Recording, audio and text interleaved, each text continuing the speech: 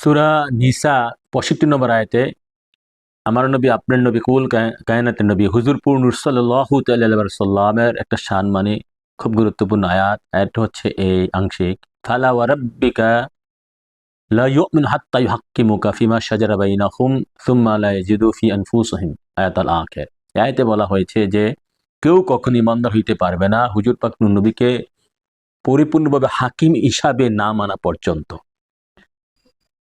সাইয়েদনা মুহাম্মদ মুস্তাফা আহমদ মুজতবা সাল্লাল্লাহু আলাইহি সাল্লামকে হাকিম হিসাবে না মানা পর্যন্ত কেউ পরিপূর্ণ ঈমানদার হইতে পারবে না। হ্যাঁ, ঈমানদার হইতে পারবে না। তো এখানে তাহলে রাসূল পাক সাল্লাল্লাহু আলাইহি সাল্লাম আমাদের কিসের হাকিম? তিনি স্বয়ং ঈমান, তিনি ঈমানের হাকিম, তিনি নামাজের হাকিম, তিনি রোজার হাকিম, তিনি যাকাতের হাকিম। হ্যাঁ, আমাদের দৈনন্দিন জীবনে সর্বক্ষেত্রে রাসূল পাক সাল্লাল্লাহু আলাইহি সাল্লাম, যদিও একটা যে দুই সাহাবী ঝগড়া নিয়ে এসেছে, হ্যাঁ, তাহলে সর্বক্ষেত্রে রাসূল পাক সাল্লাল্লাহু আলাইহি সাল্লাম মানে দিন ও দুনিয়ার সর্বক্ষেত্রে, সাহের বাতেন আখেরাত, দুনিয়া সর্বক্ষেত্রে রাসূল পাক সাল্লাল্লাহু আলাইহি সাল্লামকে হাকিম হিসেবে মানতে হবে। এই আয়াত ওই আয়াতের পরিপন্থী নয় যেখানে কোরআনে আসছে ইনিল হুকমু ইল্লা লিল্লাহি।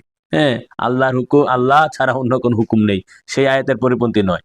কেননা নবীজির কি হাকিম মানা, রাসূল পাক সাল্লাল্লাহু আলাইহি সাল্লামকে হাকিম হিসেবে মানাই আল্লাহ পাককে হাকিম হিসেবে মানা। নবীকে দেখে আল্লাহ দেখা, নবীকে প্রশাসক মানে আল্লাহকে প্রশাসক মানা। হ্যাঁ, নবীকে বিচারক হিসেবে মানে আল্লাহকে বিচারক হিসেবে মানা। নবী দু জাহানের হায়াত বায়াত হাতে বায়াত হয়, আল্লাহ পাকের হাতে বায়াত হয়। নবীজি দেখা, নবীকে দেখায় আল্লাহ পাককে দেখা। নবীকে ঈমান হিসেবে মানা, আল্লাহকে ঈমান হিসেবে মানা।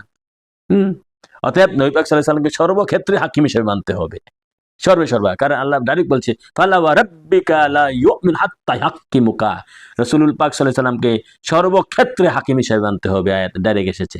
হ্যাঁ, এই আয়াতের ব্যাখ্যা তাফসিরে নুরুল ইফরানে এসেছে যে হুজুর পাক নবী সাল্লাল্লাহু আলাইহি সাল্লাম নির্দেশাবলীকে মেনে নেওয়া কিন্তু অন্তরে ওইগুলোর উপর সন্তুষ্ট না থাকা কাফেরদের কুপ্রথা।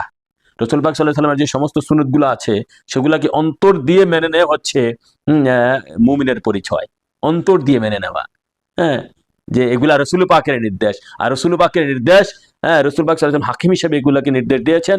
আর রসুল পাক সাল্লাল্লাহু আলাইহি সাল্লামকে, রসুল পাক সাল্লাল্লাহু আলাইহি সাল্লামের নির্দেশেই স্বয়ং আল্লাহ পাকের নির্দেশ।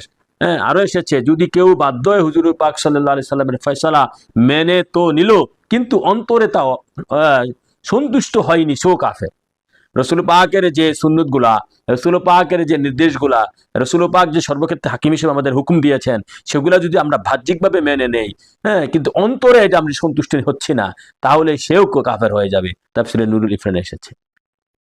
তার রসুল পাক সাল্লাল্লাহু আলাইহি সাল্লামের সমস্ত সুন্নতগুলাকে আমরা অন্তর দিয়ে